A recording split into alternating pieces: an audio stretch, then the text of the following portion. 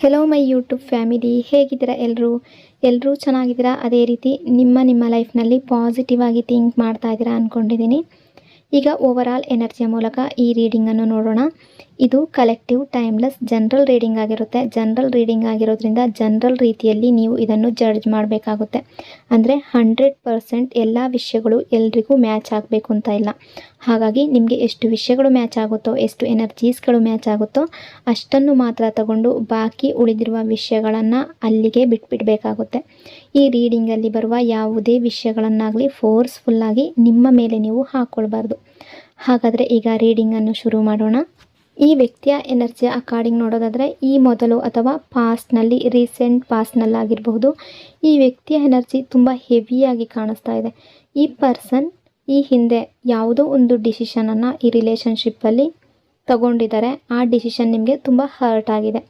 ಕೆಲವರ ಎನರ್ಜಿಯಲ್ಲಿ ಕ್ಲಿಯರ್ ಆಗಿ ಯಾವ ರೀತಿ ಎನರ್ಜಿ ಕಾಣಿಸ್ತಾ ಇದೆ ಅಂದರೆ, ಅವರು ನಿಮ್ಮನ್ನು ಬಿಟ್ಟು ಥರ್ಡ್ ಪಾರ್ಟಿಯನ್ನು ಚೂಸ್ ಮಾಡ್ಕೊಂಡಿದ್ದಾರೆ. ಅಂದರೆ ಥರ್ಡ್ ಪಾರ್ಟಿ ಅಂದರೆ ಯಾವಾಗಲೂ ಒಂದು ಲವ್ ರಿಲೇಷನ್ಶಿಪ್ ಅಂತಲೇ ತಗೊಳ್ಬೇಡಿ. ಅದು ಕೆರಿಯರ್ ಆಗಿರಬಹುದು, ಫ್ಯಾಮಿಲಿ ಪ್ರೆಷರ್ ಆಗಿರಬಹುದು, ರೆಸ್ಪಾನ್ಸಿಬಿಲಿಟಿ ಆಗಿರಬಹುದು, ಅಥವಾ ಆ್ಯಕ್ಚುಲ್ ಪರ್ಸನ್ ಕೂಡ ಆಗಿರ್ಬೋದು. ಆದರೆ ರಿಸಲ್ಟ್ ಏನಾಯಿತು ಅಂದರೆ, ರಿಲೇಷನ್ಶಿಪ್ ಸ್ಟ್ರಾಂಗ್ ಆಗಬೇಕಾಗಿತ್ತು, ಅದು ಉಲ್ಟಾ ಆಗಿದೆ. ಬ್ರೇಕಪ್ ಆಗಿದೆ, ಗ್ಯಾಪ್ ಅನ್ನೋದು ಬಂದಿದೆ, ನೋ ಕಾಂಟ್ಯಾಕ್ಟ್ ಸಿಚುವೇಶನ್ ಅನ್ನೋದು ಬಂದಿದೆ, ಕಮ್ಯುನಿಕೇಷನ್ ಅನ್ನೋದು ಬ್ರೇಕ್ ಡೌನ್ ಆಗಿದೆ. ನೀವು ತುಂಬ ಹರ್ಟ್ ಆಗಿದ್ದೀರಾ. ಇದರಿಂದ ನಿಮ್ಮ ಹಾರ್ಟ್ ತುಂಬ ಬ್ರೇಕ್ ಆಗಿದೆ. ಆದರೆ ಅದು ಯಾವುದೋ ಒಂದು ಸಿಚುವೇಶನ್ ಕಾರಣದಿಂದ ಕೂಡ ಈ ವ್ಯಕ್ತಿ ನಿಮ್ಮಿಂದ ದೂರ ಆಗಿರ್ಬೋದು. ಯಾವುದೊಂದು ಪ್ರಾಬ್ಲಮ್ ಕೂಡ ಬಂದಿರ್ಬೋದು, ಅಥವಾ ಫ್ಯಾಮಿಲಿಯ ರೆಸ್ಪಾನ್ಸಿಬಿಲಿಟಿ ಜಾಸ್ತಿಯಾಗಿ ನಿಮ್ಮಿಂದ ದೂರ ಆಗಿರ್ಬೋದು. ಬಟ್ ಅವ್ರು ಏನೇ ಡಿಸಿಷನ್ ತೊಗೊಂಡಿದ್ರು ಕೂಡ ಇದರಿಂದ ನಿಮಗೆ ತುಂಬ ಹರ್ಟ್ ಆಗಿದೆ. ಇಲ್ಲಿ ಒಂದು ಇಂಪಾರ್ಟೆಂಟ್ ಎನರ್ಜಿ ಯಾವ ರೀತಿ ಇದೆ ಅಂದರೆ, ಈ ಪರ್ಸನ್ ಆ ಡಿಸಿಷನ್ ತೊಗೊಳ್ಬೇಕಂದ್ರೆ ಅದನ್ನು ಅವರು ಬೇಕು ಅಂತ ತಗೊಂಡಿಲ್ಲ. ಈ ರಿಲೇಷನ್ಶಿಪ್ ಎಂಡ್ ಮಾಡಬೇಕು ಅನ್ನೋ ಇಂಟೆನ್ಷನ್ ಅವರಿಗೆ ಇರಲಿಲ್ಲ. ಆಗ ಸಮಯ ಆ ರೀತಿ ಇರಬಹುದು, ಪ್ರೆಷರ್ ಇರ್ಬೋದು, ಅಥವಾ ನಿಮ್ಮಿಬ್ಬರ ರಿಲೇಷನ್ಶಿಪ್ಪಲ್ಲಿ ಯಾವುದೋ ಒಂದು ಸಂದರ್ಭ ಆ ರೀತಿ ಬಂದಿರ್ಬೋದು. ಹಾಗಾಗಿ ಈ ಪರ್ಸನ್ ಇಂಟೆನ್ಷನಲಿ ನಿಮಗೆ ಪೇಯ್ನ್ ಕೊಡಬೇಕು ಅಂತ ಯೋಚನೆ ಮಾಡಿಲ್ಲ.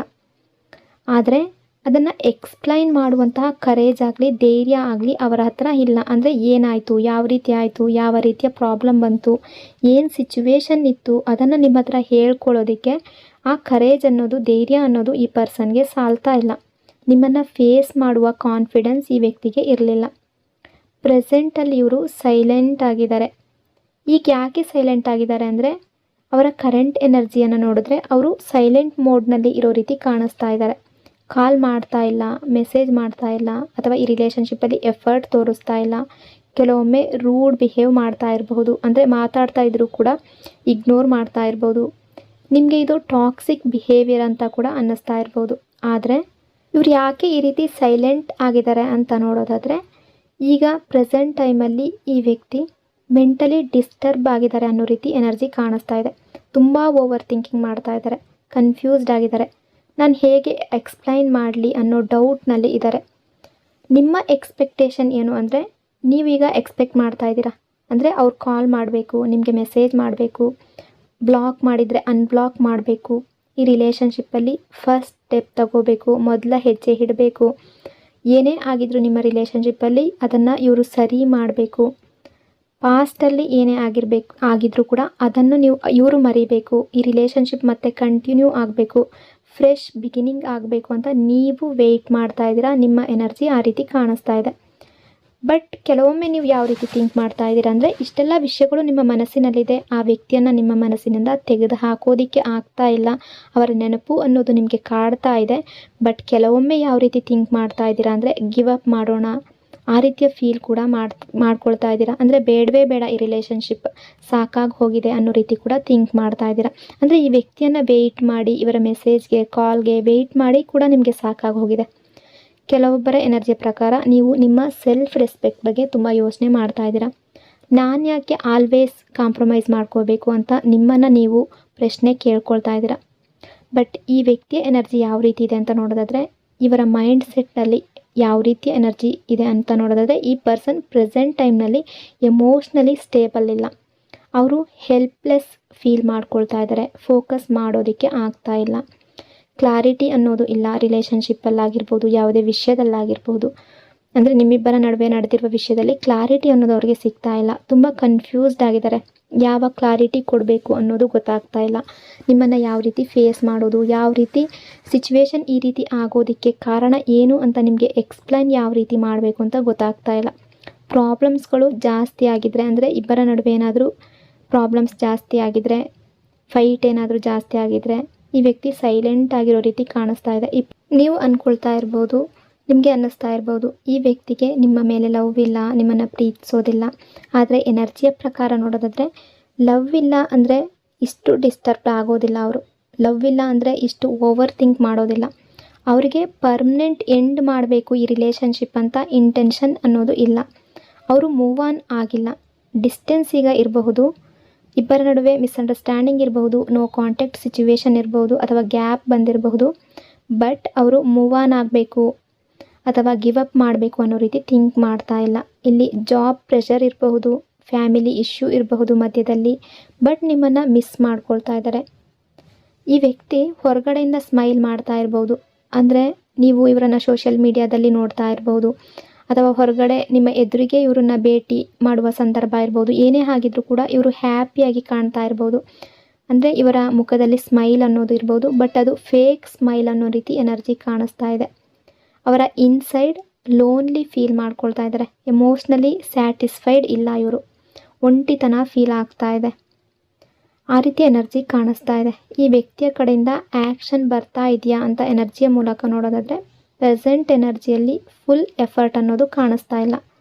ಈ ವ್ಯಕ್ತಿಯ ಕಡೆಯಿಂದ ನಿಮಗೆ ಸ್ಮಾಲ್ ಮೆಸೇಜ್ ಬರಬಹುದು, ಸಡನ್ ಕಾಂಟ್ಯಾಕ್ಟ್ ಬರಬಹುದು, ಆದರೆ ಬಿಗ್ ಡ್ರಾಮ್ಯಾಟಿಕ್ ಆ್ಯಕ್ಷನ್ ಈಗಲೇ ಕಾಣಿಸ್ತಾ ಇಲ್ಲ.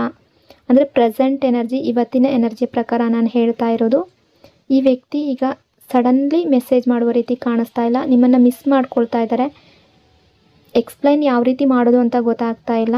ಕೆಲವರಿಗೆ ಈ ವ್ಯಕ್ತಿಯ ಕಡೆಯಿಂದ ಮೆಸೇಜ್ ಬರಬಹುದು, ಕಾಲ್ ಕೂಡ ಬರಬಹುದು, ಸಡನ್ನಾಗಿ ಕಾಂಟ್ಯಾಕ್ಟ್ ಕೂಡ ಆಗ್ಬೋದು. ಆದರೆ ದೊಡ್ಡ ಚೇಂಜಸ್ ಅನ್ನೋದು ಇಲ್ಲಿ ಎನರ್ಜಿಯ ಮೂಲಕ ಕಾಣಿಸ್ತಾ ಇಲ್ಲ.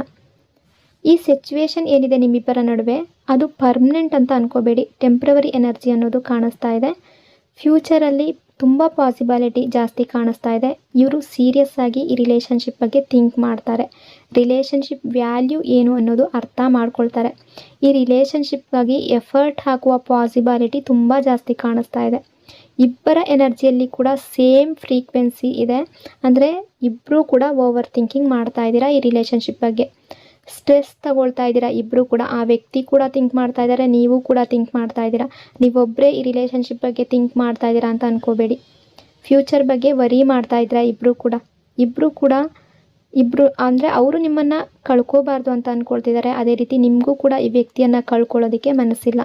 ನೀವು ಮಿಸ್ ಮಾಡ್ಕೊಳ್ತಾ ಇದ್ದೀರಾ. ಆ ವ್ಯಕ್ತಿಯ ನೆನಪು ಬೇಡ ಅಂದರೂ ಕೂಡ ನಿಮ್ಮ ಮನಸ್ಸಿಗೆ ಬರ್ತಾ ಇದೆ. ಸಡನ್ನಾಗಿ ಅವರ ನೆನಪಾಗ್ತಾ ಇದೆ. ಆ ರೀತಿ ಎನರ್ಜಿ ಕಾಣಿಸ್ತಾ ಇದೆ. ಇಬ್ಬರು ಕೂಡ ಸೇಮ್ ಎನರ್ಜಿಯಲ್ಲಿ ಇದ್ದೀರಾ ಅನ್ನೋ ರೀತಿ ಇವತ್ತಿನ ಪ್ರೆಸೆಂಟ್ ಎನರ್ಜಿ ಕಾಣಿಸ್ತಾ ಇದೆ. ಈ ಪರ್ಸನ್ ಮನಸ್ಸಿನಲ್ಲಿ ನಿಮ್ಮನ್ನು ಸಾರಿ ಕೇಳಬೇಕು ಅಂತ ಅಂದ್ಕೊಳ್ತಿದ್ದಾರೆ. ಅವರ ಮನಸ್ಸಿಗೆ ಬರ್ತಾ ಇದೆ ಸಾರಿ ಕೇಳಬೇಕು ಅಂತ. ಐ ಮೇಡ್ ಮೆನಿ ಮಿಸ್ಟೇಕ್ಸ್ ಅಂತ ಅಂದ್ಕೊಳ್ತಿದ್ದಾರೆ. ಅವರಿಗೆ ಗೊತ್ತಿದ್ದು ಗೊತ್ತಿಲ್ಲದೆಯೋ ತಪ್ಪು ಮಾಡಿದ್ದಾರೆ ಅನ್ನೋ ರೀತಿ ಥಿಂಕ್ ಮಾಡ್ತಾ ಇದ್ದಾರೆ. ಬಟ್ ಸಾರಿ ಕೇಳಬೇಕು ಅಂದರೂ ಕೂಡ ಈಗೋ ಅನ್ನೋದು ಅಡ್ಡ ಬರ್ತಾ ಇದೆ, ಫಿಯರ್ ಅನ್ನೋದು ಅಡ್ಡ ಬರ್ತಾ ಇದೆ. ತುಂಬ ಕನ್ಫ್ಯೂಸ್ಡ್ ಆಗಿದ್ದಾರೆ. ಏನು ಮಾಡಬೇಕು ಅಂತ ಗೊತ್ತಾಗ್ತಾ ಇಲ್ಲ. ಇದೆಲ್ಲ ಇವರನ್ನು ಸ್ಟಾಪ್ ಮಾಡ್ತಾ ಇದೆ ಅಲ್ಲಿಗೆ. ಅಂದರೆ ಮುಂದಿನ ಹೆಜ್ಜೆ ಇಡೋದಕ್ಕೆ ಸಾಧ್ಯ ಆಗ್ತಾ ಇಲ್ಲ. ಇಷ್ಟೆಲ್ಲ ವಿಷಯಗಳು ಇಷ್ಟೆಲ್ಲ ಅವರ ಮನಸ್ಸಿನಲ್ಲಿ ಇರೋದ್ರಿಂದ ಇವ್ರಿಗೆ ಮತ್ತೆ ಏನು ಮಾಡಬೇಕು, ಯಾವ ರೀತಿ ಆ್ಯಕ್ಷನ್ ತಗೋಬೇಕು, ಯಾವ ರೀತಿ ಫೇಸ್ ಮಾಡಬೇಕು ಅಂತ ಗೊತ್ತಾಗ್ತಾ ಇಲ್ಲ. ಈಗ ಡಿವೈನ್ ಕಡೆಯಿಂದ ನಿಮಗೆ ಯಾವ ರೀತಿಯ ಮೆಸೇಜ್ ಇದೆ ಅನ್ನೋದಾದರೆ ಪೇಷನ್ಸ್ ಇಡಿ, ಫೋರ್ಸ್ ಮಾಡಬೇಡಿ, ಸೆಲ್ಫ್ ರೆಸ್ಪೆಕ್ಟನ್ನು ಕಾಪಾಡ್ಕೊಳ್ಳಿ, ಓವರ್ ಥಿಂಕಿಂಗ್ ಕಡಿಮೆ ಮಾಡಿ. ನಿಮ್ಮ ಪೀಸ್ ನಿಮ್ಮಲ್ಲೇ ಇರುತ್ತೆ, ಅದನ್ನು ಹುಡ್ಕೊಳ್ಳಿ. ಲವ್ ಇದ್ದರೆ ರೈಟ್ ಟೈಮ್ನಲ್ಲಿ ಕಾಂಟ್ಯಾಕ್ಟ್ ಆಗೇ ಆಗುತ್ತೆ. ಈ ರಿಲೇಷನ್ಶಿಪ್ ಅನ್ನೋದು ಎಂಡ್ ಆಗಿಲ್ಲ. ಈಗ ಮಿಸ್ಅಂಡರ್ಸ್ಟ್ಯಾಂಡಿಂಗ್ ಬಂದಿರಬಹುದು, ಬಟ್ ನಿಮ್ಮನ್ನು ಮಿಸ್ ಮಾಡ್ಕೊಳ್ತಾ ಇದ್ದಾರೆ. ಮೂವ್ ಆನ್ ಆಗಿಲ್ಲ. ಮೆಂಟಲಿ ಸ್ಟ್ರಗಲ್ ಮಾಡ್ತಾ ಇದ್ದಾರೆ. ಕಾಂಟ್ಯಾಕ್ಟ್ ಎನರ್ಜಿ ಅನ್ನೋದು ಕೂಡ ಕಾಣಿಸ್ತಾ ಇದೆ. ಬಟ್ ಪೇಷನ್ಸ್ ಅನ್ನೋದು ಮುಖ್ಯ. ನಿಮ್ಮ ಸೆಲ್ಫ್ ರೆಸ್ಪೆಕ್ಟ್, ನಿಮ್ಮ ವ್ಯಾಲ್ಯೂ ಹೈಯಲ್ಲಿ ಇರಲಿ. ನಿಮ್ಮ ಲವ್ ಜೆನ್ಯೂನ್ ಆಗಿರಲಿ. ಈ ವ್ಯಕ್ತಿಯ ಕಡೆಯಿಂದ ಪಾಸಿಟಿವ್ ಆಗಿರುವಂತಹ ಮೊದಲ ಸ್ಟೆಪ್ ಅನ್ನೋದು ನಿಮ್ಮ ಕಡೆಗೆ ಬರ್ತಾ ಇರುವ ರೀತಿ ಎನರ್ಜಿ ಶೋ ಆಗ್ತಾ ಇದೆ. ಆ್ಯಕ್ಷನ್ ತಗೊಳ್ತಾರೆ ಅನ್ನೋ ರೀತಿ ಎನರ್ಜಿ ಕಾಣಿಸ್ತಾ ಇದೆ. ಸೊ ಇಷ್ಟೆಲ್ಲ ವಿಷಯಗಳು ಈ ರೀಡಿಂಗಲ್ಲಿ ರಿಫ್ಲೆಕ್ಟ್ ಆಗ್ತಾ ಇದೆ. ಐ ಹೋಪ್ ಈ ರೀಡಿಂಗ್ ನಿಮಗೆ ಇಷ್ಟ ಆಗಿದೆ ಅಂದ್ಕೊಂಡಿದ್ದೀನಿ. ಇಷ್ಟ ಆಗಿದ್ದರೆ ಕಮೆಂಟ್ನಲ್ಲಿ ಕ್ಲೈಮ್ ಮಾಡ್ಕೊಳ್ಳಿ. ಅದೇ ರೀತಿ ವಿಡಿಯೋನ ಲೈಕ್ ಮತ್ತು ಶೇರ್ ಮಾಡೋದ್ರ ಜೊತೆಗೆ ವಿಡಿಯೋನ ಹೈಪ್ ಕೂಡ ಮಾಡಿ. ಈ ಚಾನಲ್ನ ಫಸ್ಟ್ ಟೈಮ್ ವಿಸಿಟ್ ಮಾಡಿದರೆ ಸಬ್ಸ್ಕ್ರೈಬ್ ಮಾಡಿಕೊಂಡು ಕನೆಕ್ಟ್ ಆಗಿ. ಇನ್ನೊಂದು ಪವರ್ಫುಲ್ ಡೀಪ್ ರೀಡಿಂಗ್ನೊಂದಿಗೆ ಮತ್ತೆ ಸಿಗ್ತೀನಿ. Until then take care. Thank you so much.